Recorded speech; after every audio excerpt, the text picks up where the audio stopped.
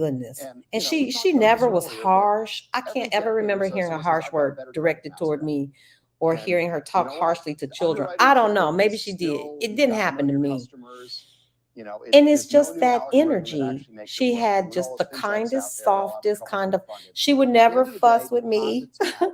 Yes. That's what banks have. Close They to have my FDIC granny. charters, they She have was the deposits. best. Goldman And she doesn't would have just call branches, my doesn't have retail name. deposits, That's all it took. AAA doesn't have core I didn't want to be on funding, so her. it's more wholesale It's type not that I didn't want to be on her bad side. She didn't have a bad side. I didn't want to disappoint her. Why? Why would you disappoint the person who loves you and you love? You don't want to disappoint the people who love you. And so it was so sweet and so tender that I've encountered a few people in my life along my path that have that same delivery. They have that same personal affect. And one of them is my dear, dear friend, Yvonne. She could just look at me. I could be doing some wild, y'all. Look, let me tell you something. I lived a life. And Yvonne would just, I don't know, maybe it was the look. She would give me that look. It wasn't even it could have been judgy, but it was so gentle. And she would just say, "Now, Sandra." And that's all it took. I'm like, yep, you know what, you're right. Let's go rectify this situation. Because you just don't want those people, I love women who emit that kind of strength because it's a juxtaposition. It's their strength. It's the softness of their strength. That speaks to me. That's how my grandmama was. Yeah. Oh, baby, the look. Grandmama could give me a look from across the room. That's first of all, I didn't really need many looks. I wasn't that kid. But if she gave a look, oh, we good. Oh, we're golden over here. Everything's rectified. No problems. I just didn't want that trouble. And I didn't want to be a source of stress or trouble for her. So it worked. It worked. Nothing like a good granny, baby. And if you got a praying grandmama, oh, bless your soul. You are covered in your goings and your comings. I had a praying grandmother, and I just couldn't have had a better early influence. And so, oh, I'm so grateful. And I'm grateful for when I have that remembrance with women. I'm telling you, it's only been a few. I want to say maybe 2 or 3 women that I've encountered in the years, over the years, that speak, that have that same presence, that strength, but gentleness. I just think that is that's a gift. Learn about the economy from what we've heard so far from the I banks. still get calls because do you want to know the truth? If not, talk to somebody else. Let's say, if you don't want to know the truth, hightail it out of here, baby, because you get nothing but that's love. That's love. Love. But the reality is, Okay, I got all my tea down. We're seeing the cracks is subprime consumer. So everybody's being cautious. You're seeing slight reserve building going out there. Obviously, subprime consumer, bigger bills like. Okay, what are they talking about? Yeah, Okay, we made it up the economy's over still pretty good. 260, 281.65. We're hovering right around there, 281.62. Even Morgan Stanley CEO James Gorman said it on this call. 65. Come on, baby girl, you can get up there, do it. Get more clarity on what's happening. If inflation has kind of peaked, then all of a sudden you could start seeing deal flow come back. We're talking IPOs, mergers and acquisitions, debt and equity underwriting. Right. All of those things could be significantly higher once there's a clear macroeconomic picture. Yeah. In terms of what you like here, Anton, you like the smaller banks, though. I like valuation. I think regulation is going to be tough on the big guys. Right. We've got all of the Biden administration's regulators in place, and they're going to be a little tougher. They're going to want more capital. They're going to be suing them to CFPB. We'll see what happens, right? And they go to the Supreme Court, whether that gets funded or not. But in the meantime, they're sharpening their teeth, and they're obviously getting big settlements out of Is there a big banks. geographic overlay with the kinds of banks that you Absolutely. like in terms of Texas is hot, so you like Texas banks? Yeah, that's absolutely right. I mean, it's almost scripted, and it's not. Yeah. But for the audience, you're absolutely spot on, right? You have better economic growth in parts of the country, so you could have a national recession, but you could still have growth in Texas and Florida and Tennessee. And people are leaving for lifestyle. They're leaving for taxes. Corporations are moving there, right? We've seen a lot of Wall Street move to Miami. Right. So yeah, there's no doubt you're going to have better growth there, even if we have a recession. Okay. Anton, thank you. Dom, our thanks to you as well. And don't miss Goldman Sachs CEO David Solomon live from Davos. That's tomorrow, 7:45 a.m. Eastern Time. I don't know if anybody on is Squawk so Box. new. Is any? No, Also I don't making think so. I headlines was gonna today, say anybody China, with so the new that they exception of need to go 2020, over like the China basic reporting its worst how to year read a for economic growth since candlestick. I think we're all a 1976. little Also seeing a multi-decade beyond slowdown, that. China's population growth. All of this as the country could see a resurgence in COVID cases as it gears up for Lunar New Year celebrations this weekend. For more, let's bring in Derek Scissor, Senior Fellow at the American Enterprise Institute, and John Rutledge, Chief Investment Strategist at Safanad and a CNBC contributor. Gentlemen, great to see you both. Derek, I want to get your take on what you think is going on with the Chinese consumer, because what we will anticipate most likely is that there will be a resurgence in COVID cases when people are traveling throughout the country for Chinese New Year and interacting with other people and family members, et cetera. And that, of course, would have an impact on GDP. Right. I think that's what you should expect. I also think that there's going to be COVID. We just talked about the U.S. being big and regions being different. That is also true with China. The coastal cities may get over COVID. May already be past their peak, but inland regions where there's a lot of production and, of course, consumers, they're a ways away. So the consumer boom people are expecting, I think, could happen this year. The conditions are in place, but people are getting ahead of themselves. We could be talking, into the second quarter before it starts. And of course, Chinese consumers are notoriously pro-saving and cautious about spending. Sure. John, I wanted to ask you, the parallel is often made between the U.S. reopening and that sort of revenge spending wave that we saw here in the Chinese consumer. Things are a little bit different. I mean, during the pandemic, the Chinese consumer didn't get the kind of stimulus checks that U.S. citizens got, for instance. And also going into the pandemic and through the pandemic, there was a property market implosion that is still in place. The property market is still down and out for the count at this point, despite some of the more recent efforts to revive it. And so I'm wondering how you think about the Chinese consumer boom, I put that in quotes, as the country emerges from COVID, and will it have parallels to what we saw in the U.S.? Well, Melissa, let's remember that 2 months ago, we were wondering whether they were ever going to get rid of zero COVID. And the uncertainty stretched far into the future. That's over now. They've flipped. There's huge COVID crisis in China now, and many more people dying than the government reports suggest. But that means you're going to have this tsunami wave, and after that, things calm down a bit. Derek's right. There are people, migrant workers especially, who've moved from the cities back to their villages, which is why the labor force reduced, which is why the unemployment rate fell. But truth is, this GDP report is better than anybody thought it was going to be. And for the next 2 years, people are looking at like 5 next year and maybe 7 the year after. So I think this is a story that says we're going to see more demand for copper, for coal, and for other commodities. And that's going to help the commodity prices going forward. Yeah, Derek, how do you think about the boom that we should be expecting, and whether or not we should model it after anything that we saw elsewhere? Well, first, I should say I don't believe the current GDP report. So that's one problem with one difference, perhaps, between among people analyzing the situation in China. I think you're right. I think the equivalent for China will be one, as John said, we need to get through to COVID. Some people say it's already happening. Other people like me say it's more like April. But the second one you already mentioned, which is we need property stability. Property is a big source of wealth in China. Bank deposits are the number one way Chinese put their money, but property is second. If you can you don't have to have a wild property explosion. That would be unhealthy. But if you can get consumers thinking, I understand the value of my property assets, that's a condition we need for saving. I think that will occur later this year. If it doesn't, it will occur next year. So I'm comparatively bullish. This year and next year should be better than 2022. I don't think I'm as bullish as John is. John, do you think the Chinese government is doing enough to revive that property sector? I mean, policies like eliminating the 3-line policy, for instance, is seen as, potentially helping it, but should it do more in order to get that going? Or, there's a fine line, obviously, because they want to ignite the property sector once again, but they don't want it to reinflate starter kit as we about saw a month before. ago. Yes. Yeah, let's remember, it's not that long ago that we had runs on Chinese banks because of the property. Let me check my Discord. See if they said anything. But I think that there's not that much they can do beyond what they're doing. It's a huge Miss mess. Vice is a part. She has done. And as Derek says, if it just flattens out a little bit and stops being such a drag, But last year, those Discord. numbers were down like I would 30%, enjoy his the property Discord. sector numbers. Excuse me. So I think that going forward, you're looking at capital spending See and if I consumer, heard but it's consumer anything. goods spending, which is something like the U.S. example.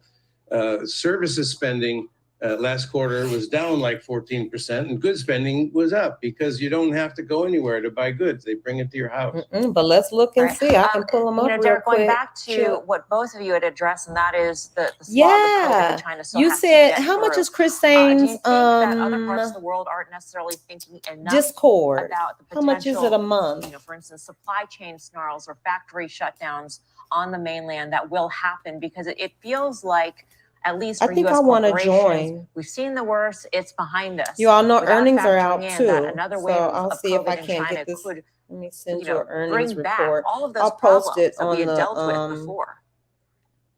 Yeah, I do think this is an ongoing problem that people are I'll underestimating. post it because with on the zero community COVID, with tab, all the of its, earnings reports for harm, this and week. it did a great deal of harm. You knew the pandemic situation pretty well. It was hard to have factories just randomly go out of business. It happened Oh temporarily. my gosh. but it was, Y'all, I'm it so was tardy rare. to the party. Now I we're going just to see travel started. bursts. We're going to see It's possibly $5. very I'm worryingly new in. variants. You're going to I have need more that. unevenness in Chinese I production, like, whether they I like report it or support. not. I like knowledge. And I think so. And There's he's the wave spitting now straight where are we knowledge. going to get a supply chain disruption in the next 2 months from China? It's also the case that without zero COVID, we could get one next fall. These things are going to become more common for a while as China transitions from stability first to more openness. In your mind, Derek, is that all but certain? Having more supply chain issues as China gets through this first wave in the first half of the year? Hold on 1 second, folks. Yeah, I think. I'm gonna make some more tea. And I need to plug up my computer. I think we're talking about details. It will happen. Where is your supply located? Has it already gone?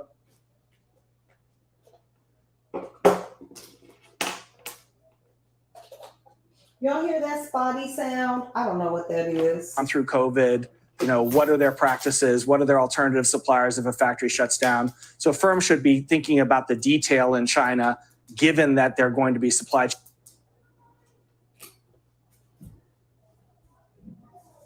I think I want to join Chris Sainz. Disruptions Discord, for most of this year. For All sure. right, Derek and John, thank you. Appreciate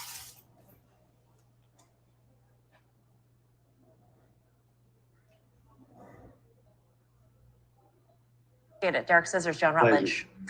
And while we're talking China, we want to quickly mention a big move in Alibaba. GameStop chairman and activist investor Ryan Cohen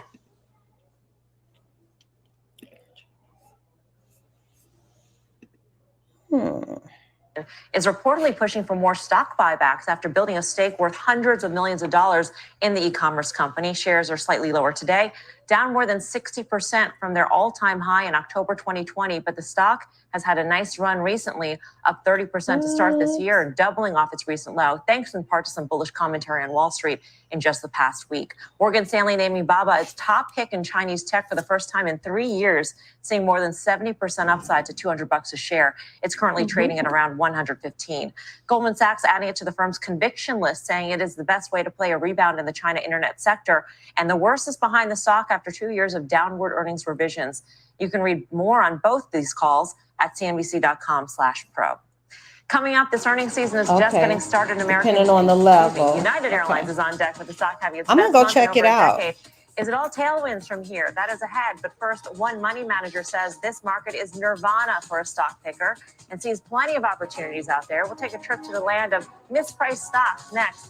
As we head to break, let's get a quick one here on the markets. The Dow is now down 376.77. We are better than the lows of the session, down 400 points or so. The exchange is back right after this.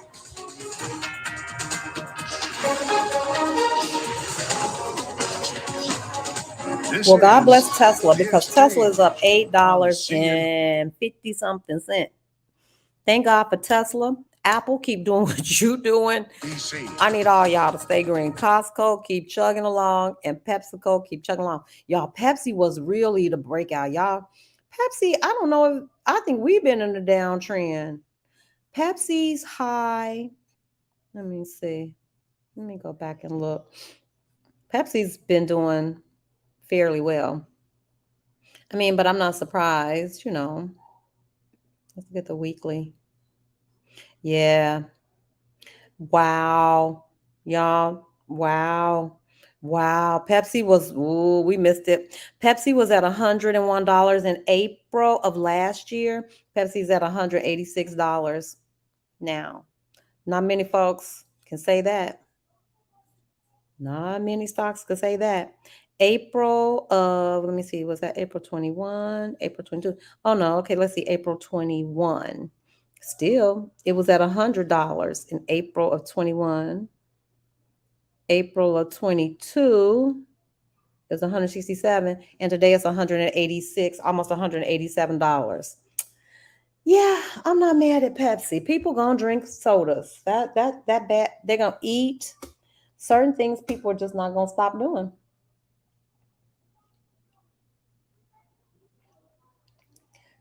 Marilyn will say, "You doing it all. You every woman."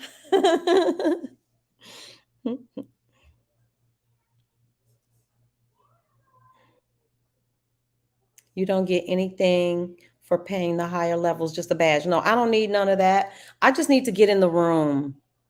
I don't need all of that. I just need to be in the room because I like hearing the language. I like people speaking it, and then I can check it. I promise you, it is so helpful.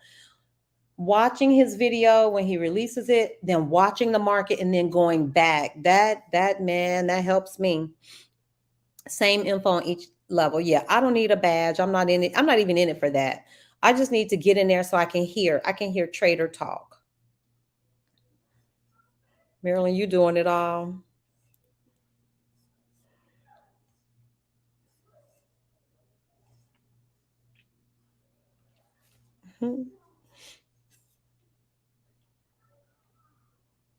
If you want a bigger icon star, nope, don't need it.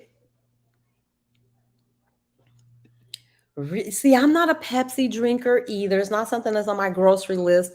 But if I'm out, I'll have a Pepsi. It's not beyond me. Or I'm more likely here in Mexico. It's always Coke, but I'll have a Coke with no sugar. Sure will. Healthcare. But somebody's drinking it because Pepsi is on the move. Somebody drinking Pepsi and all those Pepsi products. Today, while the Nasdaq hangs in positive Come territory. on, QQQ, what you doing? Inverse of last year, meaning we could see a slowdown in both earnings and the economy, but stocks could actually post some pretty decent gains.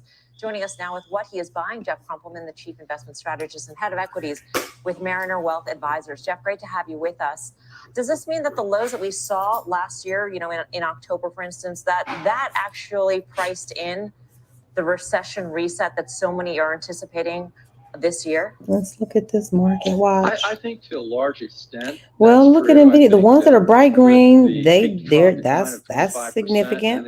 Who is this? Down about 20%. Morgan Stanley, had a good day. What happens around mild NVIDIA's recessions, up, which is what folks expect to happen. 4%. Moves in advance. So in 4% up. Tesla's up almost 7%. That everyone is expecting, both in earnings and the economy. Let's see who else is out here cutting up. And what's Morgan Stanley and we think as a result is up almost 8%. To start, putting your buy list together and really look for opportunities. There's a lot out there right now. So are you looking towards 2024 at this point? Is that how you're thinking about things? That 2023 is sort of, David Solomon said 2023 is still highly uncertain. There's a lot of anticipation that earnings revisions will still be marked down, and we still don't yet fully know the impact of the Fed's tightening campaign. And so I'm wondering how you think about 2023 when you're talking about 2024 already. Well, so, I think in some of my notes I mentioned, everybody ought to read in the audience an article written in the Wall Street Journal that says for your New Year's resolution, say no to negativity. And, I don't want to paint the picture that you were whistling by the graveyard here, but yes, I can show you many years in which earnings are finally revised down. Marilyn turned me on to him. And it's a wonderful stock market, which is the inverse of what happened last year. So the data is just not that terrible out there. You still have the consumer employed spending, balance sheets are strong, both personal balance sheets, corporate balance sheets. That did it for you. And what happens is our audience reads all these awful headlines, which absolutely are terrible. Nope. But in line with this take you right out of here. You know, move away from this negativity. Take you right out of here. No good, no bueno. But I'm telling you all, listen, there's an awful lot of Coca-Cola consumed in Mexico. And I mean a lot. Ugly, almost like instead of water, Coke is the drink of choice. It's just this. I thought we drank a lot of soda in America, but nah, man, they drink a lot of. It could be the hottest day, and you and I would probably read, water, nothing but water, or some Gatorade. Not even Gatorade, but Pedialyte. But they drink a lot of soda. It's a problem, but Coke has such a heavy presence here. And Tesla, to be honest with you, it just, I don't know. It's a lot. It's a lot. I see it. In terms of the legacy OEMs, negative. The impact that we saw in terms of the startup negative. Yep. People gonna buy Tesla and they gonna fly no matter what. It is what it is. Yes, indeed. They're gonna drink soda. A genius. They're gonna eat. People have to eat. That stuff is not, So we probably need to talk about seasonality and cyclicals. Seasonality has to do with, you can predict that. You can kind of see it each year.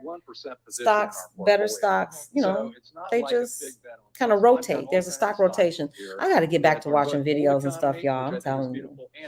So it tastes different too. Yeah. I think provide great entry. It is not. It is not. New economy kind of point. And our argument is simply this. Mm-hmm. They've got 80%. But the sugar's different here, period. Vehicles. And the article in the Wall Street Journal today. It's got a lot. These are, I think, sweeter than what we have in the States. But you can definitely tell the difference. You could tell the difference. Share, and it's not just a play on EVs. It's charging stations, advanced driving systems that they make. And riddle me this. I would pose a question to anybody and say, if I told you and ignore the name Tesla and said, we have a company that has leading edge technology, 80% market share in a growing end market, you think you want to own that? And I would say at a 1% position, that's kind of a no-brainer to do. We got to go, Jeff, but I got to ask you, if that's a small position, what's your biggest position? What position do you have the most conviction in at this point? Well, so I'd have to think about, largest positions. Keep us posted, Marilyn. We certainly, in technology, there are a number of names that we like, not in the fangs. In terms of large positions, sure, we're going to own Apple just because it's a big position in the S&P 500. But names we like are the ones that you see there. Now, CrowdStrike, Synopsys, Coherent is probably my favorite name within technology right now. All right. Jeff, thank you. Good to see you. Jeff Crumpleman. Thanks. Coming up, the S&P Restaurant Index hitting its highest level in over a year, but in this case, a rising tide may not lift all restaurants. We'll explain. Plus, David Zervo says Jay Powell is in no rush to declare an early victory in the fight against inflation. I can't think of anybody else that I'm following that I really like. Foot off the gas. As we head to break, take a look at the Dow heat map with Goldman Sachs. No surprise, dragging the Dow. But I'll be McDonald's leading the way. Caterpillar touching an all-time high.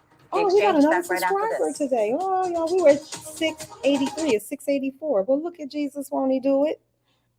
Yeah, sugar content is much, much more. I thought so. Yeah. It's different. I could tell immediately. I'm gonna be honest with you though, y'all, they're yummy. But you can't drink it. You can't. But there's a lot of juice. They drink a lot of juice. Like, I'm not a juice person. I wasn't until I got here. But there's always fresh juice. And, juice is so chock full of sugar. Even the fresh juice is still sugar. And sodas, lots of sodas, juice, snacks. Yeah. I think they're right up there with us.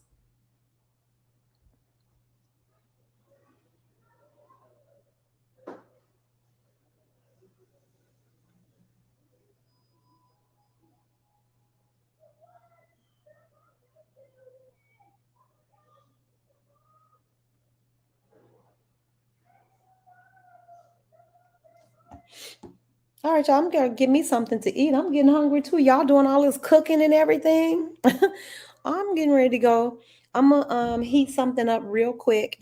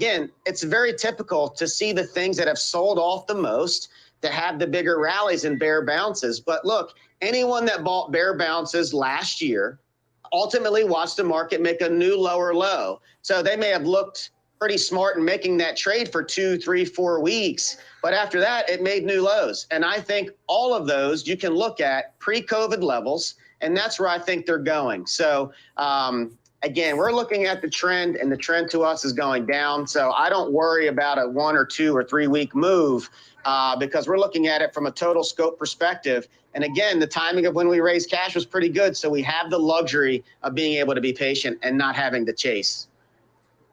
Right, understood. At this point, when you look at the different sectors, we've heard a lot from the banks already because the earnings season is underway. What sectors are you following most closely? I mean, we saw energy doing well last year. People often go into ETFs or dividend payers or things like that. Any thoughts on some groups? Look, I want to see the companies like the retail companies as consumer discretionary names. I want to see really how strong the consumer really is. Because the narrative that I continue to hear from a lot of folks is that the consumer is still in good shape because of how much cash they have. Well, I want to see data that actually supports that. Because if we see the consumer getting extremely weak, we are a consumer-driven economy.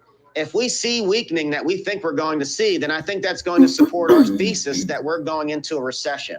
If we see surprises in that space, then maybe we're wrong. The other area is real estate. Real estate's the one asset that held up real well last year. There's not another area, in my opinion, that touches more parts of the economy than real estate.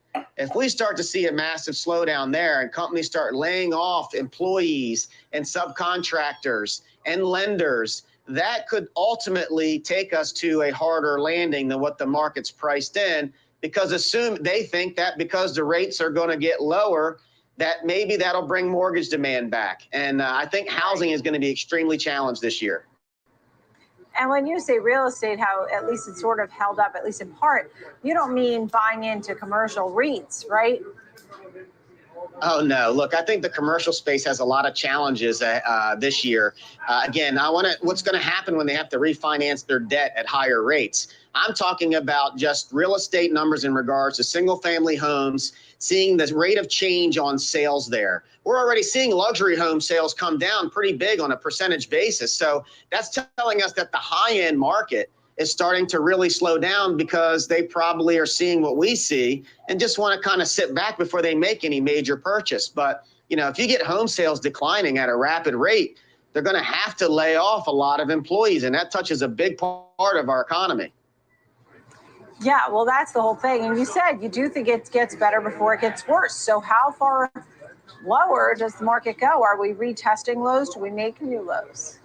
We're going to make new lows in our opinion. Look, I think a S&P at a 3,200 range is not too far-fetched. And if it hits 3,200, then you could have another leg down based on technicals. So where we would be wrong is if we're not in a recession this year. If we do not go into a recession, then we're going to be wrong in our assessment of where the market is going. If we are going to have a hard landing, it is our opinion that we will be right in regards to our market assessment. Did y'all see the again, poll? I think in the next several months, the data that's going to come out from earnings and corporations are going to really be very telling, again, on who's right, whether this is a new bull market or this is nothing more than a bear bounce. Right. Okay. Eddie Gabor, thank you. I mean, you certainly have been warning us about the selling that we saw, and you were right about that. Eddie Gabor, owner, Key Advisors. Thanks, Eddie. I'm trying to vote too. Ahead right here on the Watch List. We'll discuss some of That's these a media. cute. I never saw that before. I just noticed that today that you could do a poll. Well, we see more M&A in that space. Plus, how long will the tone of risk aversion remain in the markets? Our panel is ready to tell you all about that. Hey, QQQ keeps tipping. She's tapping at it, y'all. She's going to get up to 282. Up next, it's Technical Tuesdays. Kevin Porter is standing by. He'll take us through you're key going the wrong levels way, to ma'am. watch in names like Shimmy yourself right up over there. And Outset Medical. Oh, no, not That's another all ahead 913 on to the 50. watch Here we go. Stay with us. What is that? 281.40. I think her next stop is 281.40.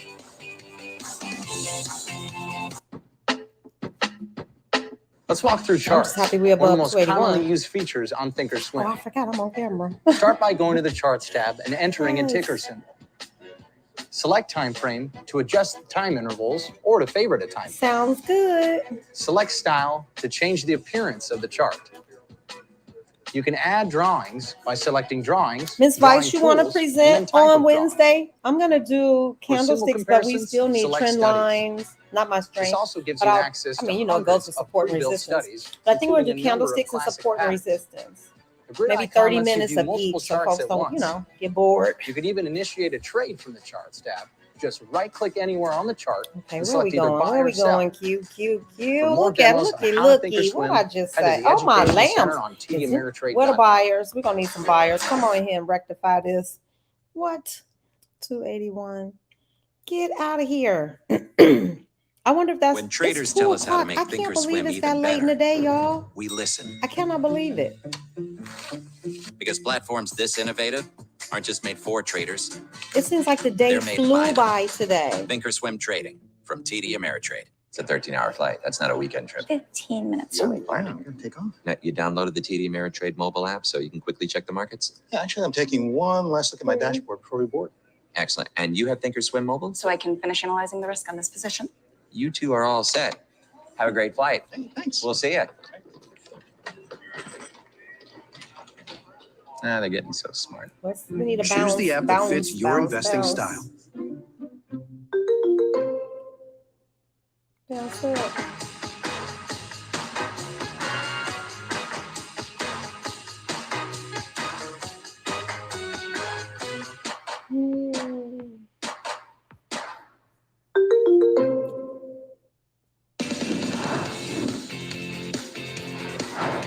Welcome back to the watch list. I'm Nicole Petalides, live on the floor of the New York Stock Exchange. We have some more movers for you. In the market we're focusing on, we're looking at Domino's Pizza.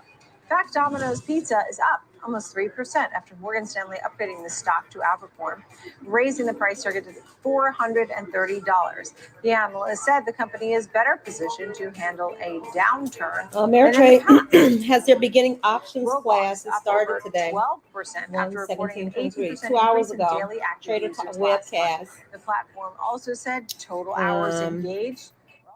I wonder if class is probably over by now. Let's see what else they got. Using options as a stock investor was today. And trading flag patterns. I needed that. I'm gonna have to watch that one. Trading flag patterns was the there are two webcasts. There were three webcasts today on TD Ameritrade. One, TD Ameritrade is live trading the flag pattern and using options as a stock investor. That class happens all the time. And getting started with options. So the beginning options class, they had all of those today. So I'm just going to switch over here and see what's going on. Options, the basic, let us begin. Okay, so the class is over. It's not live anymore, but that chat is still up. And if you type questions in their chat, like even after hours, I think they'll still get back to you. Definitely, I think if you type them in the comments section or the chat, I do believe they check their chat even after the live is over. I never do that. Man, you got to have some kind of time on your hands.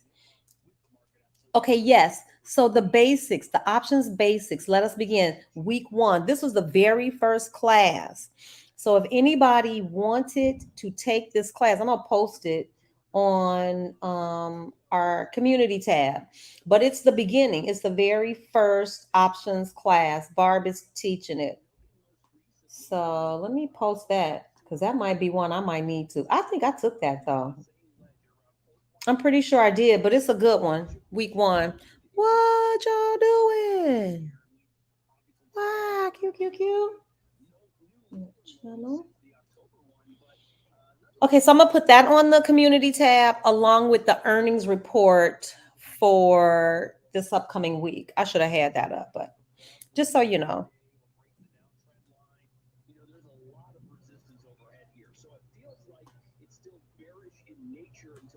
Okay, let's get this posted. This thing is doing another one of them little step down things. What the heck? Did y'all see that thing run up and down, up and down?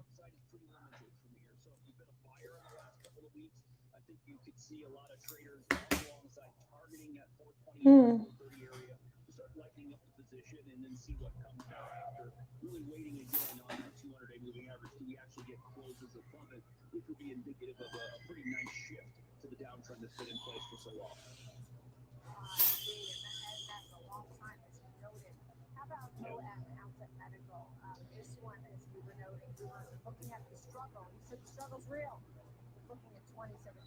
For example, what is it about Outset Medical? Well, here, what I've really enjoyed, I think a lot of traders are going to join this viewpoint, is that action over the 200-day moving average.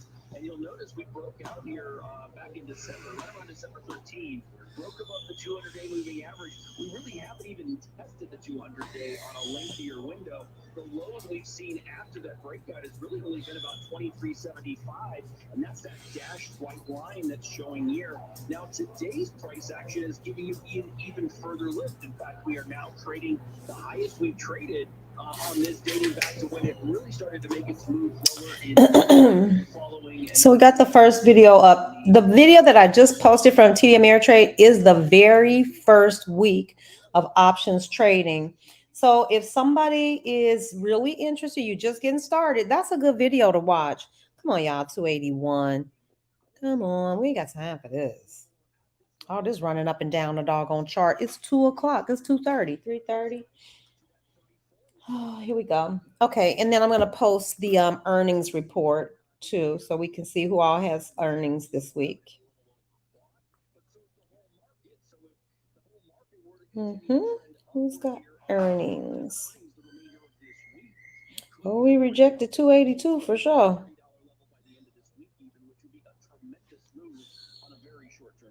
Let me go back.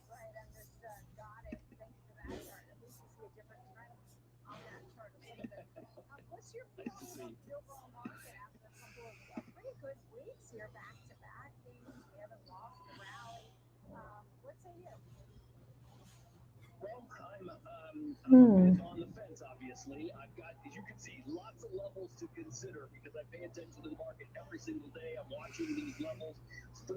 4,000 on a close would be really instructive for us, for the bulls in the market, I should say.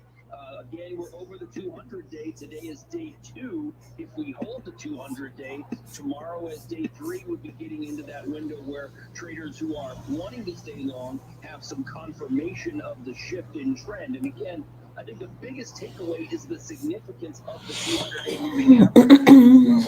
The reminder I want to give is that we are still in the downtrend going back to the beginning of 2022. So we've got 12 and a half to nearly 13 months of downtrend in place. We've run to this downtrend line numerous times. We've failed at it every one. And I know there are some underlying circumstances, advanced declines that look better than they have, underlying detail in the market technically that might give traders reason to be optimistic.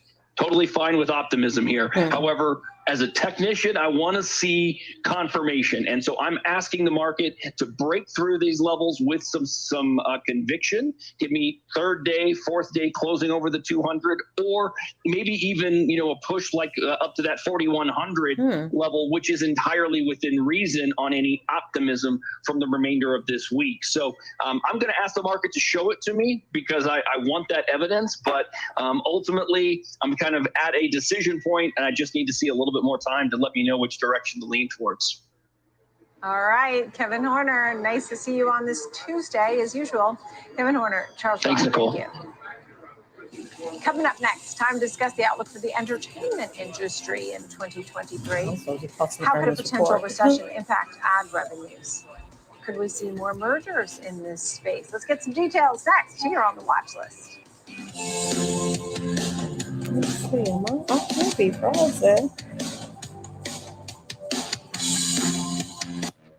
Whether you're an experienced investor or just getting started, TD Ameritrade offers a webcast that's right for you. Are you an active trader? Our Active Trading webcast series is designed to help you develop a deeper understanding of technical analysis, options, futures, and more. Best of all, you can ask questions by chatting directly with an education coach. It's interactive learning at its finest. Tune in live or watch on demand.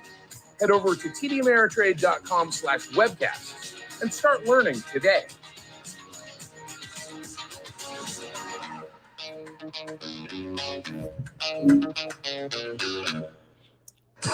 I'm Nicole Petalides coming to you live from the New York Stock Exchange every single market day, from the opening to closing bells. Tune in to the TD Ameritrade Network.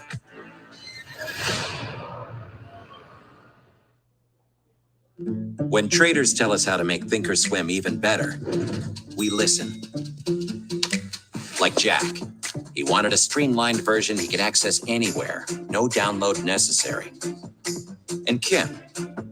She wanted to execute a preset trade strategy in seconds. So we gave them Thinkorswim Web. Because platforms this innovative aren't just made for traders, they're made by them. Thinkorswim by TD Ameritrade. Many traders may be willing to take on additional risk in pursuit of aggressive growth in their portfolio. More power to them. But if you're looking for a less risky alternative, you might want to consider checking out our income investing course. In the income investing course, you'll explore investing strategies designed to generate regular income and preserve capital. First, we'll delve into risk and return preferences. You will learn about the different ways to allocate a portfolio and create a payment schedule. Then we'll take a deep dive into the assets commonly held in income portfolios: dividend stocks, bonds, equity REITs, and cash. You'll also learn about routines for managing a portfolio over time. Along the way, you'll watch videos, take quizzes, and perform paper trades to practice your new skills. So if you're looking for an edge, consider your education. Head to the Education tab on Thinkorswim for the Income Investing course and a whole lot more.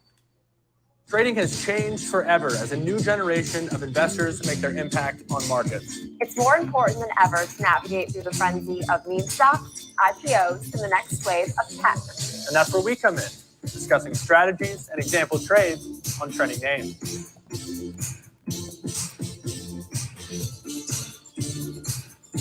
Take control of your financial future. Next Gen Investing, weekdays at 1 p.m. Eastern, only on the TD Ameritrade Network.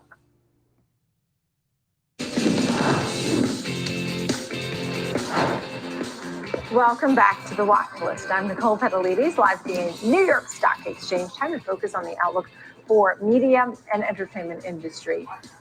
2023, the outlook. So joining me right now, Naveen Sarma, Senior Director, U.S. Media and Telecom at S&P Global Ratings. Thanks for being with us. So I saw some of the trends you were looking at and what we should be watching for. I mean, let's just start with the theme of the decline of linear television. I mean, you know, I'm an old school. I used to love regular cable. I had every news channel, random shows.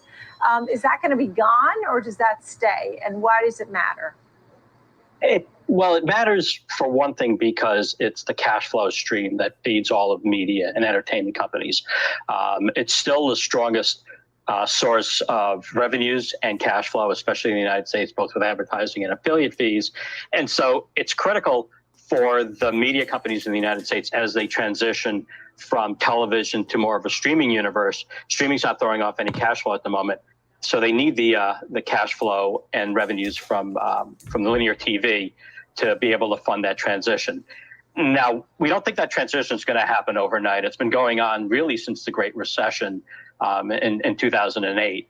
But we do think that it will start to accelerate, and you know, fewer and fewer people will have a pay TV subscription.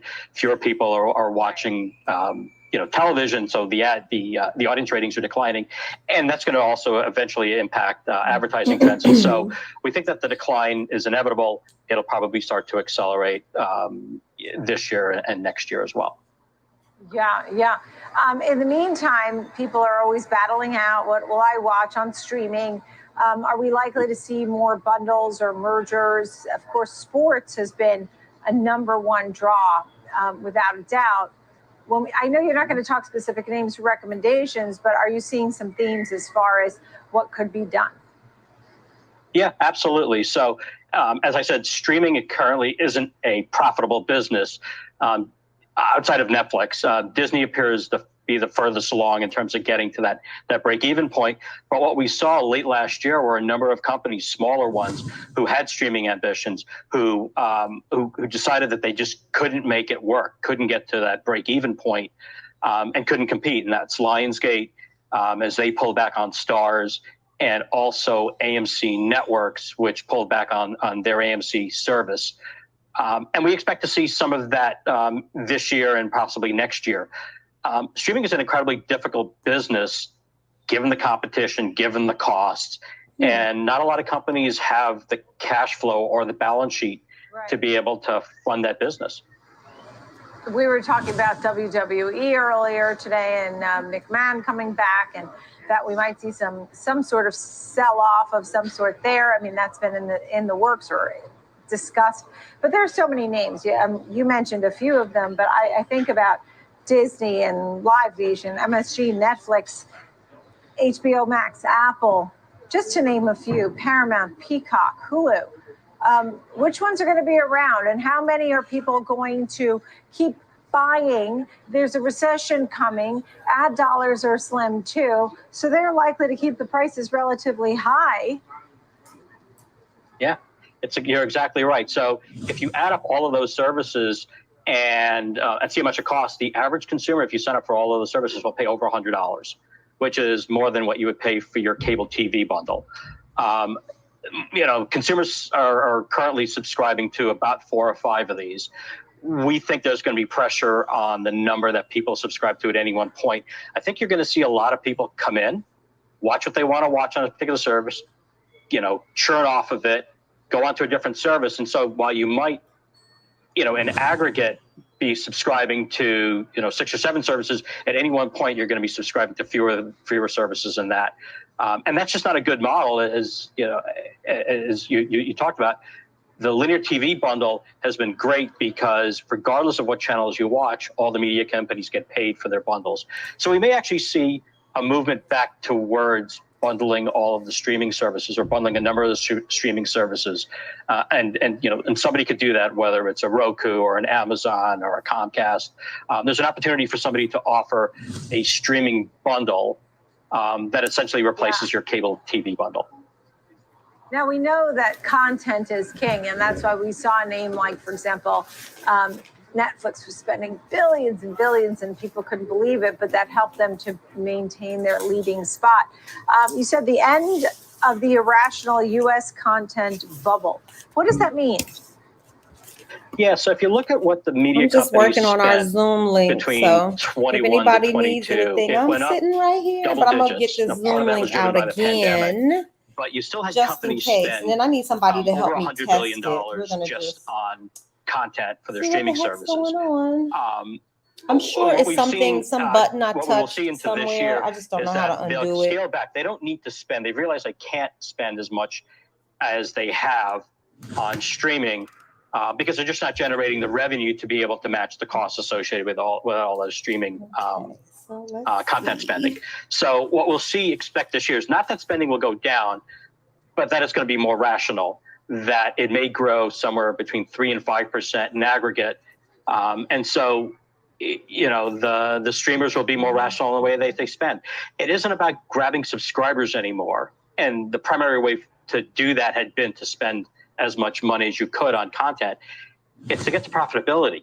And the only way to do that is to control your costs. And the number one cost is the cost of content. And then the final, as we discussed this, and we said, will we likely see some more mergers, acquisitions, takeovers? At the same time, you talked about the capital markets being so tight, and that maybe we won't see mergers and acquisitions because it would cost them so much to prepare the financing. Correct. So there'll be a limitation on the M&A activity because cost of capital is expensive. The bigger media guys have they don't have the balance sheets to be able to do that as well. So they may be limited in the kind of deals that they can do, the smaller ones. And the regulatory environment, frankly, isn't good for media company consolidation, or even for the tech companies to come in and buy a large media company. So While we think it's a good thing for the sector to have a bit of consolidation, we're a bit skeptical that it'll actually happen in 2023. Right. And, I think about the ad dollars spent, and I was looking through the reports here. Local TV still gets a pop. Digital got a pop. Radio, that's the wrong way around. That's the final versus, well, let me just make sure I get that right. Local TV's down. I was looking at the wrong year, and now it makes more sense because I was like, wow, radio. Now I got it. Local TV's down, digital is up, and radio down. Okay. Correct. That's a typical recession. Advertising goes down. Yeah, great statistics in this report. I really, really like it. S&P Global Ratings and pages of stats that I really like combing through. Naveen Sarma, thank you very much. Good to see you. Coming up, risk aversion. Well, how long will risk aversion rule this market? How should investors position themselves when the Fed pivots? We'll discuss that and global macro strategy for you. NYSE Investment Management, we have a guest for you joining us at the desk coming up. And here's a look at winners and losers in the S&P 500.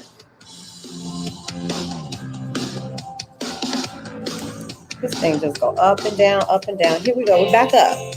281.60. We made it above 50. Now we just gotta go tap on that thing again. 282. We gotta tap it one more time.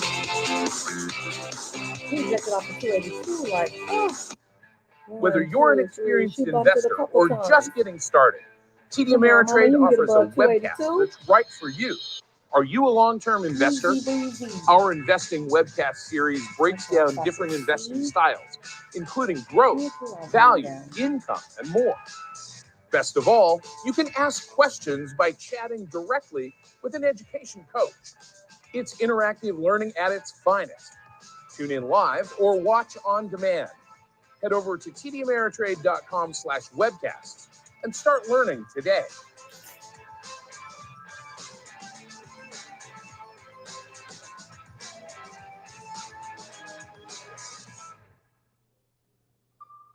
Thinkorswim by TD Ameritrade is more than a trading platform. It's an entire trading experience. With innovation that lets you customize interfaces, charts, and orders to your style of trading. Personalized education to expand your perspective, and a dedicated trade desk of expert-level support that will push you to be even better and just might change how you trade forever. Because once you experience Thinkorswim by TD Ameritrade, there's no going back. Before diving into the markets, prepare for the trading day with the Market Minute newsletter.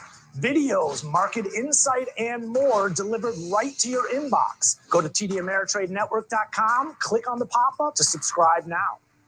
Binge watch the market with TD Ameritrade Network. The dollar, interesting activity. So now I did some deep research into this. People are out of the house and engaging with the U.S. economy. Tune in 24 hours a day, 7 days a week on tdameritradenetwork.com and all your favorite streaming services. You can also take us on the go with our CarPlay-enabled iOS app and our back up to audio 281.80 just like that. TD This Ameritrade is Network, madness. available anytime, This is why you anywhere, can't watch on this stuff any too device. closely.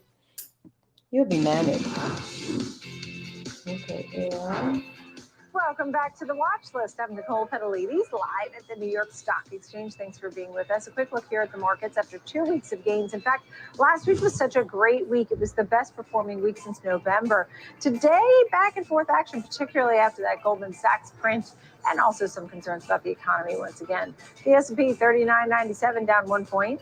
The Dow's at 33,991, losing 0.9%. That's 311 points lower. The NASDAQ is up 1/3, saying 31 points to be precise.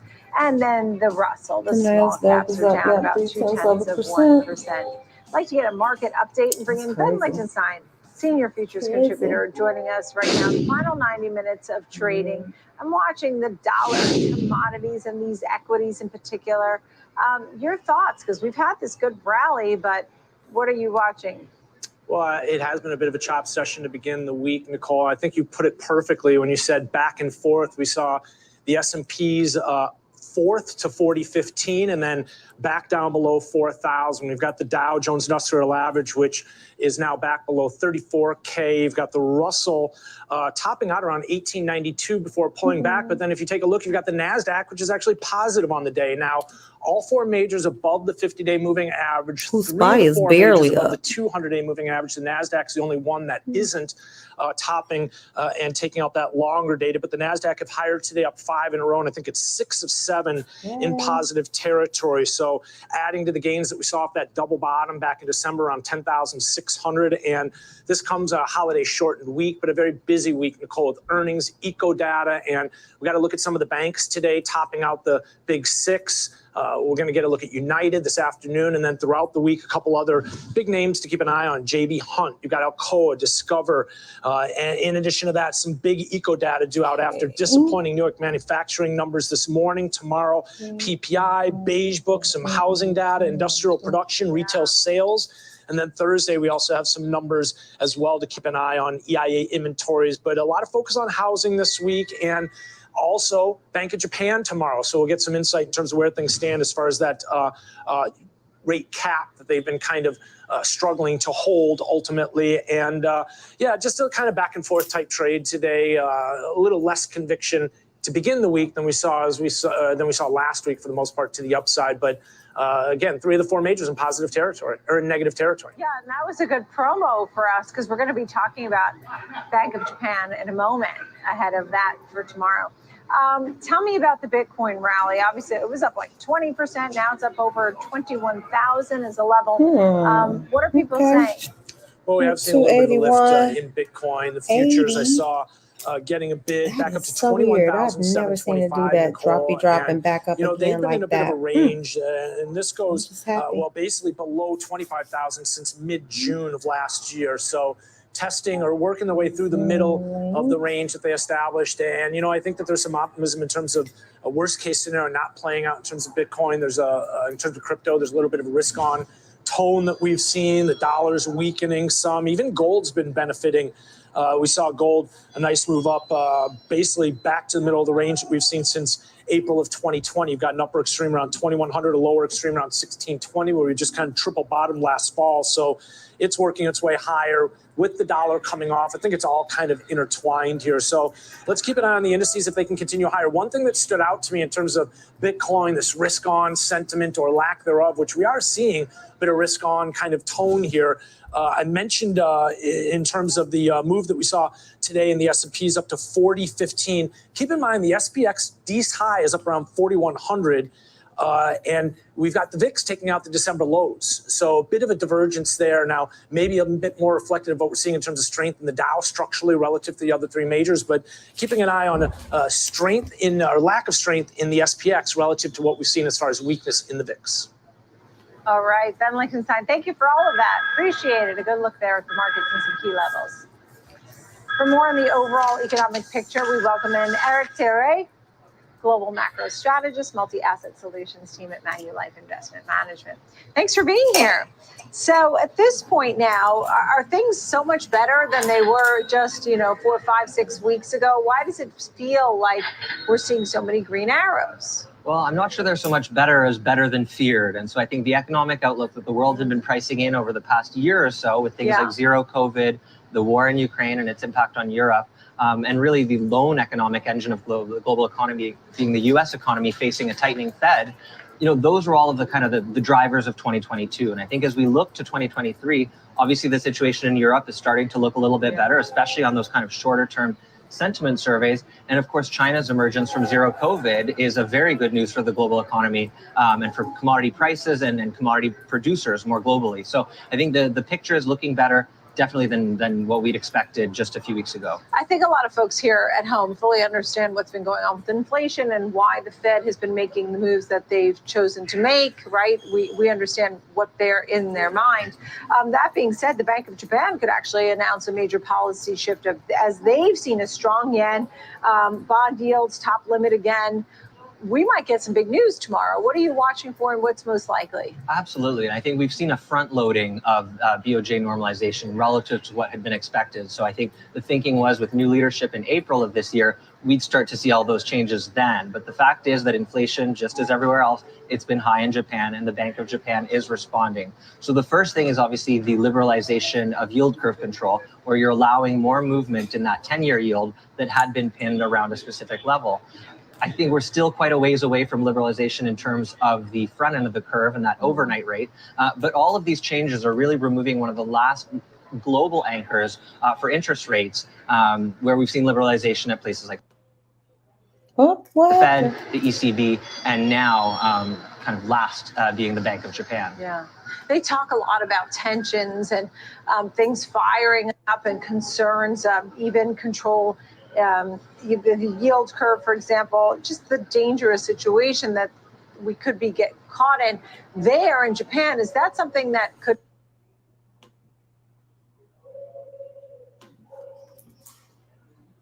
translate here at home?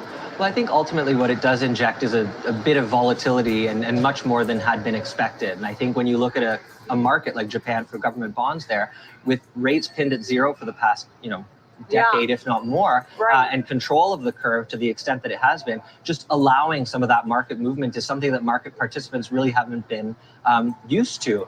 And I think on the back of that, where you've got, maybe more incentive now to be investing in those assets in Japan, that removes some of the buyers that you would have had for government bonds in the US and Europe. So it does generate quite a bit more movement. And I think at the margin, a bit of volatility. And in the meantime, we're likely to have that China reopening and things that should be improving, but we are seeing some slower growth and housing's coming down, and we expect higher unemployment.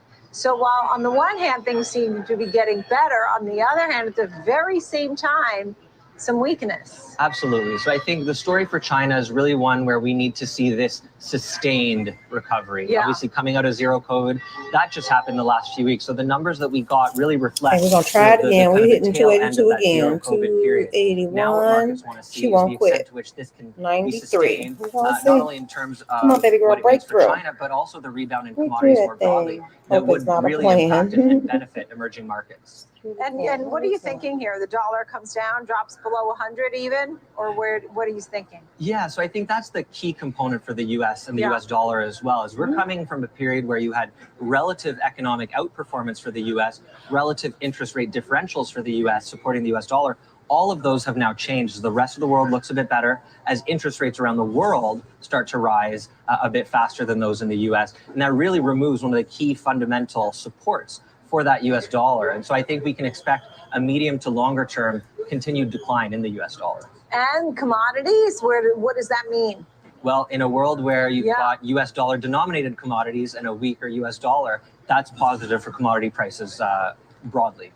And what could it mean if energy continues to rise? That on the one hand, it's good news. On the other, meaning demand is real. But at the same time, as those prices could mean higher electric and costs for homes and businesses and transportation, truckers, shippers, airlines, things like that. Absolutely. And I think that was a core component of the, kind of transitory inflation mistake that we've all lived through over the past 12 to 18 months. And really getting a handle on energy was a big piece of getting inflation under control. So, where we are right now with oil prices in that kind of $70 to $80 a barrel range, maybe not as concerning. But as we start to creep up towards $100 a barrel, I think that's the risk that markets want to pay attention to for inflation. So what's your base case overall? I mean, when people are starting out a new year and they say, hey, what about the market, Eric? What do you think? Well, I think for the U.S. economy, it's going to be a challenging first half. But as we get the rest of the global economy firing, that should provide that kind of economic impetus for the global economy to really improve relative to where it was. And so as much as we have a dark first half for the U.S., the rest of the world looks quite good. And I think in the latter half of this year, we could see the U.S. start to participate in that as well. And so I think it's a gloomy start to the year, but a better outlook towards the end of 2023. And does that mean pause from the Fed or a real pivot and actually cut some rates by the end of the year? I think that's a key risk for the markets right now, is the extent to which the markets have already priced in about 150 basis points of cuts between the midpoint of this year and the end of 2024. And so the market might be actually pricing in a bit too much of an aggressive easing on the part of the Fed. And that's another piece that could maybe upset the apple cart as that gets faded. All right, Eric Terre, thank you for being here. It's great to see you. Thank you. Manulife Investment Management. Coming up next, how about a preview of United Airlines? The earnings are due out after the bell. What you need to know. Despite the rally in the stock to start this year, one panelist sees earnings challenges ahead. Coming up next, right here on the watch list.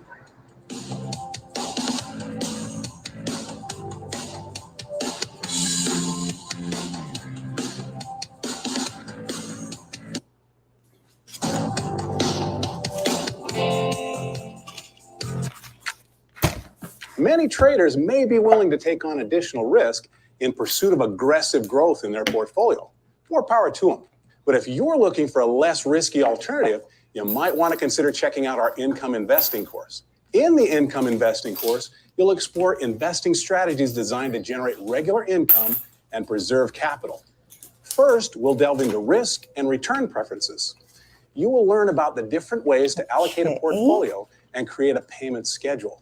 Then we'll take a deep dive into the assets commonly held in income portfolios: dividend stocks, bonds, equity REITs, and cash. You'll also learn about routines for managing a portfolio over time. Along the way, you'll watch videos, take quizzes, and perform paper trades to practice your new skills. So if you're looking for an edge, consider your education. Head to the Education tab on Thinkorswim for the income investing course and a whole lot more. Binge watch the market with TD Ameritrade Network. The dollar, interesting activity. So now I did some deep research into this. 81.77. Engaging with the U.S. economy. Tune in 24 hours a day, 7 days a week on TDAmeritradeNetwork.com. You got it, Marilyn. Later on, okay, good. I was gonna say, can we try it, Marilyn? You got it too. Good, good. Can we try it? I'm gonna go ahead and set it up. I just need somebody to see if you can use the actual link. We empower those who act. So let me go ahead and Those who activate see the that. correlation between things above and things below the surface. Those who navigate risk by meeting every turn with a heightened awareness. But I wonder, will I be able to use it again? I think we'll be okay. I'll just leave it as it is. And then tomorrow I'll get there early. And if there's a problem, I'll just send another one. But I think we're going to be okay. I am also sure I tapped something, some security button or something. So we'll see. United Airlines reports its earnings. I'm glad y'all got it. Today, our panel is ready. Joining me right now, Connor Cunningham, Director of Melius Research, and Kevin Green, Senior Markets Correspondent here on the TD Ameritrade Network. Thank you both for being with us. Well, we have heard some pretty good news from some of these airlines, in fact, for profit, despite many of the headwinds. What do you expect from United, Connor? That's the one we were talking about, United. We need to do United our report paper the trades close, too, to put them. But I think the big theme is going into earnings is going to be And watch, I need to get my butt back over the paper trade, y'all. Tomorrow. We're up over 30% year to date so far. For sure. Really, it's been driven by the fact that revenue and demand overall have been quite good. There continues to be this fear of this cliff of when people are going to start pushing back on travel demand, and that just has not been the case. So, as we look through the first half of the year, it's going to be quite good from a demand standpoint, which should lead overall margin improvement throughout. There are a couple of headwinds associated with jet fuel. It's kind of been moving around quite a bit, and just elevated costs in general. But from our standpoint, the outlook should be pretty solid. The fear that we have is just that the stock has moved too much into the print at this point. Yeah. And just quickly, before I get to Kevin, I just wanted to ask you, Connor, you have the TSA, how many folks go through that? I mean, that trend has been going higher, kayak flight searches, but there's a differential between business and leisure flights. What are some of these charts telling you? Yeah, so business travel in general through the end of the fourth quarter was pretty muted. We hadn't seen much improvement. There are some encouraging signs, though, as we look into 2023 about those trends potentially improving. We haven't seen it quite yet. There are early indications that demand will start to improve. Delta reported last week. They themselves talked about basically they're not expecting any improvement in the first quarter, but it should there are, again, like encouraging trends there, led by financial services, which I think has been, which I think would have been contradictory to what people were thinking, just given what you've seen in that marketplace. So yeah, corporate should start to recover a little bit more. It's going to be steady, nothing, no meaningful uptick, but should be solid as we move throughout the year. So demand again, like been very, very strong. There's nothing holding receive. Yay, right now. good. Like I'm glad. Oh, good. Okay, good, Marilyn. Hold on. I'm going to go over there. Good. Give me just a second. I'll do it from and here. Executives over at Delta were very pleased with the latest But then, report. Marilyn, once we use it, can we reuse it? Like if I in the meeting, it's over. No, come out, Marilyn. Come out. Abort mission. Abort mission. I think if I go in and admit you, once we in that meeting, is the Zoom link no good anymore? I think so. I think once you end it, I should have did a test, Marilyn. I'm gonna do a test with just me and you. So don't come out of that one, Marilyn. Yeah, I'm gonna send you, just you, a special link. And then I want to see that once we link up, if I stop that meeting, can I restart it? I want to say no. So I'm gonna send you, just you, a special link right now. Okay, let's see. And then I'll know for sure. Have an impact on earnings. So that's going to be another key area to focus on. And obviously the China story is going to be key when we talk about travel. Okay, thank you. Give me 1 minute, a couple minutes, Marilyn, and I'm going to generate another one and send it just to you. And then we'll try it. We'll get in that meeting together. And if I can leave and not have to delete that session or end that session, we're in good shape. So I'm just gonna call it me and Marilyn. Having it level off as we get towards the middle of the year. Okay, today, what's today? What time is it? I'm gonna set it for 2. These airlines are It's almost 3, so I said 3 is fine by the time I get everything done. The looming stresses of that and those deals. That's something that's been in focus. So what's the takeaway here, Connor? Is the whole group poised for some gains and growth and good things ahead? I mean, they made it through COVID. They certainly have taken on a lot of debt, but maybe it's not that bad. So, you know, when we look forward past or into this year and into the future past that, you know, there's a lot of constraints on capacity going forward. There's still, as you mentioned before, a pilot shortage. There's a lot of aviation infrastructure that remains very fragile. We talked to, I mean, I'm sure you guys have talked about the FAA issues this past couple of weeks. And so, you know, there's going to be constraints, which to me means that there's going to be strong pricing for a longer period of time. As Kevin kind of mentioned, you know, the focus for us is about overcoming a lot of the cost headwinds. The line, of course, will say test Zoom. You know it's me. It's coming now, Marilyn. And then I'm going to go on and log into that meeting and wait for you. Environment in aviation history, and this is the first time they have really massive pricing power, and it's all about being able to maintain that. For us, it's again focus more on the supply side coming back into the fold. When does that start to change the overall pricing dynamic? Right now, that's not been the case, and it may not be through the end of 2023. So you want a lot, yes. This does seem like it's setting up to be a very strong year from a pricing standpoint. But right now, the fundamentals need to catch up to where the stocks are. The stocks have moved quite a bit. We need to kind of hit numbers and not disappoint going forward. So I do think that a lot of the move is kind of happening right now. That doesn't mean that the stocks can't move up from here. But we do need to kind of start to see it play throughout the numbers going forward. So again, we're encouraged. You know, the environment remains very, very good. Okay, I'm trying to. You know, my computer is slow. You know, my internet connection. I got streaming and zooming. My internet is like what? we got. A little bit higher now. Final thoughts here, Kevin.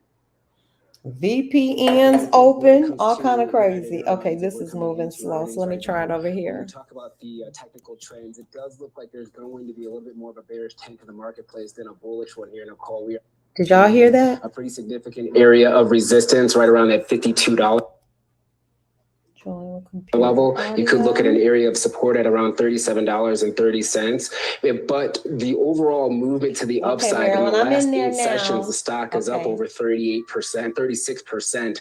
So usually when we see that type of movement and that type of reaction, and then also comparing that to our 20-day moving average and that spread between the difference. So we usually made that it price is going in. to come back to that I don't average. see you, Right now but it's about a $10 I'm gonna difference. assume So I I would admitted you. expect and There see you the market go. making a I move don't know whose potentially to the connection. Is downside, it my more of a slow sell the news type connection? of an event. It's gotta be. And we saw the Southwest meltdown, right? Hey, With all those cancellations. Marilyn. That was not a good thing. We had the FAA grounding, also not a good thing. So nothing's perfect here. Good to see you both. Connor Cunningham, Malleus Research. Okay. Kevin Green. I hear you. TD Ameritrade Network. Thank you. I can't That's see, going to but do I it for us hear here on the you. watch list. Thanks for being with me. I'm Nicole Ladies live every Hey, day. your camera must be off. Is your phone faster? Okay, now we're gonna end it, and I'm gonna see if we can use it again. So I'm gonna end this Zoom and see if we can come back. Okay?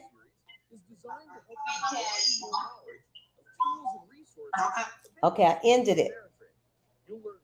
Okay, so let's see. So we ended that. Let me go back. I'm coming over on this one.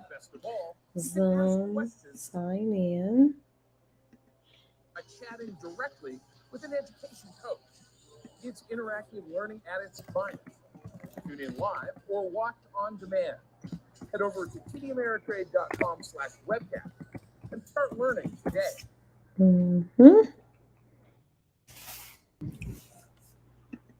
Thinkorswim by TD Ameritrade is more than a trading platform.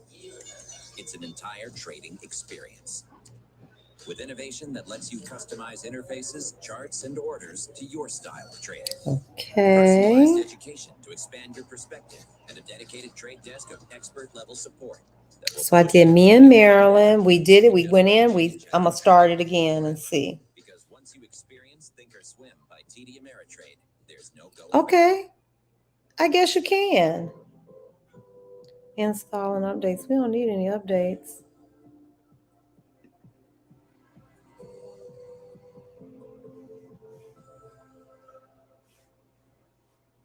TD Ameritrade Network has arrived for the New York Stock Exchange new location with access to the biggest newsmakers in Wall Street, bringing you in-depth market coverage and real-time trade ideas. Do not miss our exclusive. Okay, Marilyn, try to join again with that same link.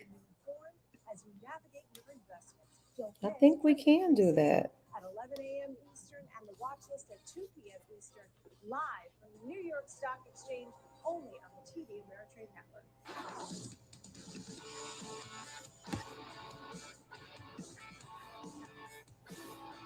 Are you still? Yep. We're having it tomorrow, Brenda, at 6 o'clock, our regularly scheduled time. We're just testing our Zoom link now because somebody had trouble with their link. So we're just I'm going back in just to try to make sure everything's the way it should be.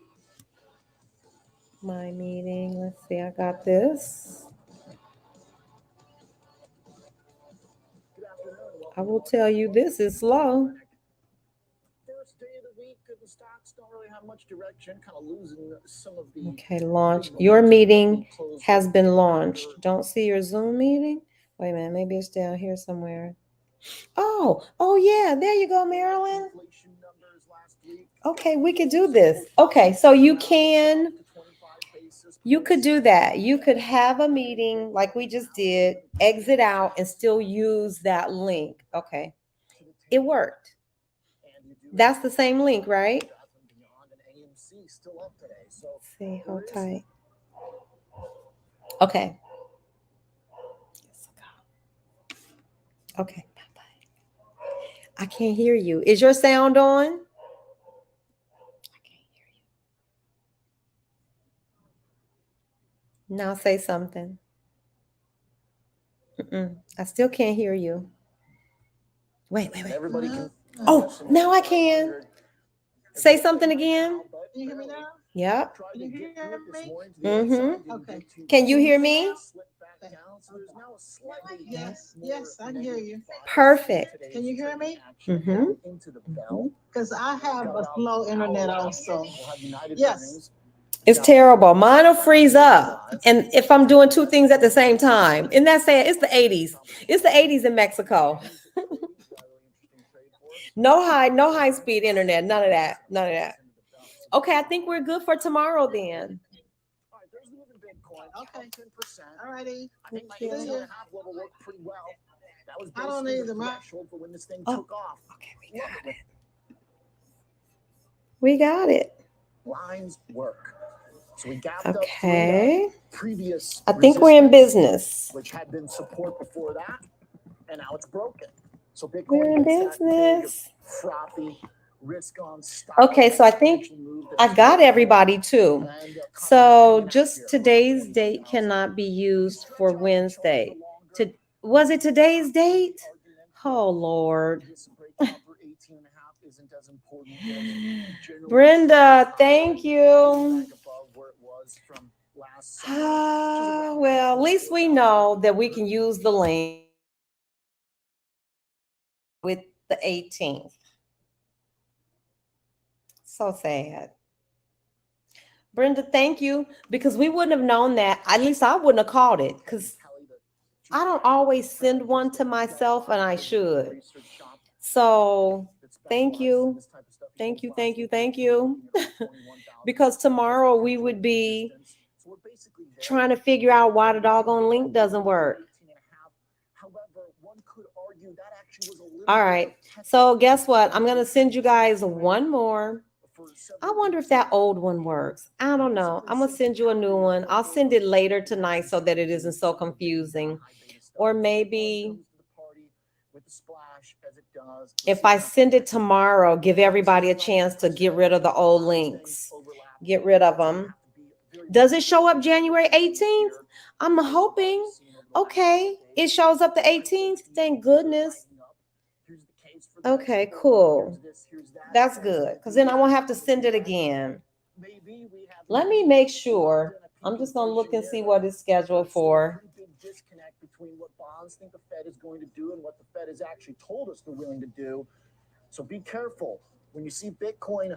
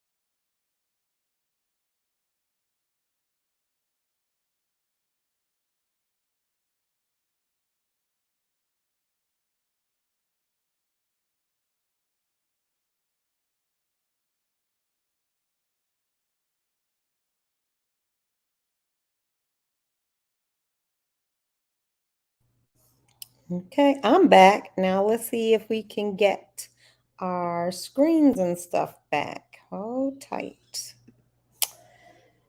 Okay, share screen, window, da-da-da, da-da-da. That's that. Let's get some CNBC in here. And we're back. Okay, well, I am learning. I'm in a learning mode. Okay, I think we're back. And the sound is just because it just goes in and out. I'm just going to assume this internet is not as, it just can't handle the streaming and, you know, all your computer, your phone, it can't handle it. My internet is, you know, from the 80s. So let's see if we can get CNBC to play. Or TD Ameritrade, any of it for that matter. Y'all, look at my stuff stuck. 308.